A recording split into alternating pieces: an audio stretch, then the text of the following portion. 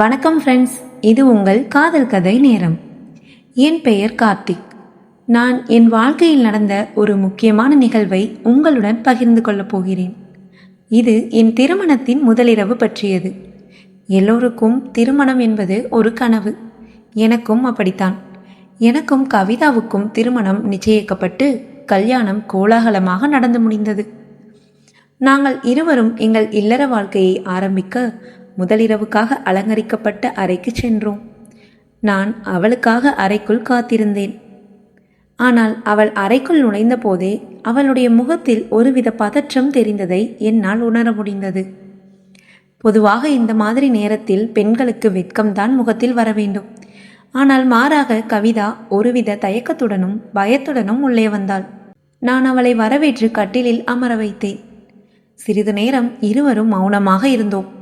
ஆனாலும் கவிதாவால் இயல்பாக இருக்க முடியவில்லை என்பதை கவனித்த நான் அவளை இயல்பாக்க வேண்டும் என்று அவளிடம் பேசத் தொடங்கினேன். என்ன கவிதா, ஏன் இவ்வளோ பதட்டமாக இருக்கீங்க? பயப்பட ஒன்றுமில்லை. நம்ம 2 பேரும் இப்போதானே புதுசாக வாழ்க்கையை தொடங்க போகிறோம். ஒருவருக்கொருவர் புரிஞ்சுக்க நிறைய நேரம் இருக்குது கவிதா.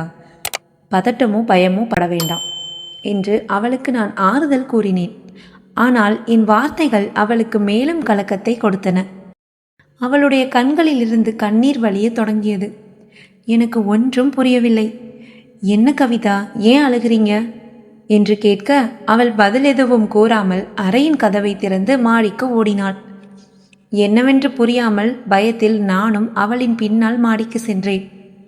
மாடியில் நிலாவையும் நட்சத்திரங்களையும் பார்த்தபடி அழுது கொண்டிருந்தாள்.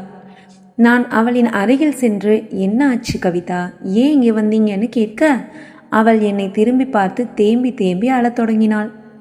அவளின் அழுகையை என்னால் நிறுத்தவும் முடியாமல், ஏன் அழுகிறாள் என்று புரிஞ்சுக்கவும் முடியாமல் பைத்தியம் பிடிப்பதைப் போல உணர்ந்தேன். சில நிமிடங்கள் கழித்து அழுகையை மெல்ல நிறுத்திய கவிதா என்னிடம் மெல்லிய குரலில், உங்களிடம் நான் ஒரு முக்கியமான உண்மையை சொல்லணும்.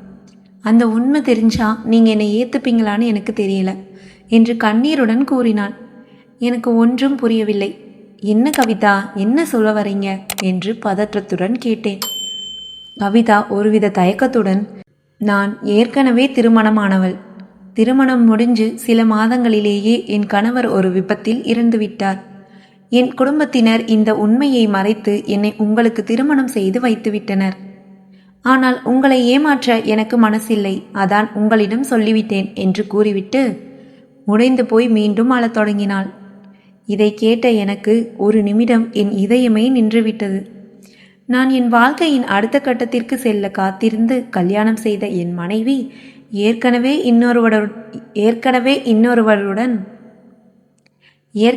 இன்னொருவருடன் திருமணமானவள் என்பதை கேட்டவுடன் அவர்கள் செய்த துரோகத்தை நினைத்து நான் மிகுந்த வருத்தத்திற்கும் கோபத்திற்கும் உண்டானேன். என் மனதில் 1000 கேள்விகள் ஓடின. ஏன் இந்த உண்மையை மறைத்தனர்? என்னை ஏமாற்றி செய்த இந்த திருமண வாழ்க்கையை நான் எப்படி ஏற்றுக்கொள்வது? நான் ஏற்றுக்கொண்டாலும் ஒரு நாள் என் வீட்டிற்கு இந்த உண்மை தெரிந்தால் என்ன ஆகும்? உண்மையில் கவிதாவிற்கு என்னோடு வாழ விருப்பம் உள்ளதா இல்லையா என 1000 கேள்விகள் என் மனதில் வந்து என்னை பாடாய்படுத்தின. நான் என் மனதை மிகவும் கஷ்டப்பட்டு ஒருநிலைப்படுத்தி அமைதியானேன். பின்னர் நான் கவிதாவின் அருகில் சென்று அவளின் கையை பிடித்தேன். கவிதா, தயவு செய்து அழாதீங்க. இந்த உண்மையை நீங்கள் ஏன்ட்ட சொன்னதால் என்னோட மனசில் உங்களுக்கு இருந்த பாசம் மரியாதை கொஞ்சமும் குறையாது. நீங்கள் பயப்படாதீங்க என்றேன். அவளுடைய கண்களில் இருந்த பயம் மெதுவாக குறையத் தொடங்கியது. நான் அவளை அருகில் இருந்த சேரில் அமர வைத்து, இந்த உண்மையை என்கிட்ட சொல்கிறதுக்கு உங்களுக்கு எவ்வளோ தைரியம் வேணும்னு எனக்கு புரியுது. உங்கள் நிலைமையை நினச்சா எனக்கு வருத்தமாக இருக்குது. ஆனால் இதில் உங்கள் மேலே எந்த தப்பும் இல்லை. எனக்கு உங்கள் மேலே எந்த கோபமும் இல்லை. கவலைப்படாதீங்க, எப்போவும் உங்கள் கூட நான் இருக்கேன் என்றேன். என் வார்த்தைகளை கேட்ட கவிதாவின் மனம் நிம்மதி அடைந்தது. அவள் மெதுவாக என் தோளின் மீது சாய்ந்து, நான் ஒரு நல்ல மனுஷனை திருமணம் செய்திருக்கிறேன் என்று கண்ணீர் மல்க கூறினாள்.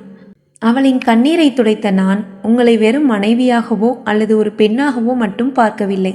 உங்களை நான் ஒரு நல்ல தோழியாக, ஒரு தாயாக, என் வாழ்க்கையாகவே பார்க்கிறேன். உங்களோடு கடந்த காலம் என்னவாக இருந்தாலும் அது எனக்கு கவலை இல்லை.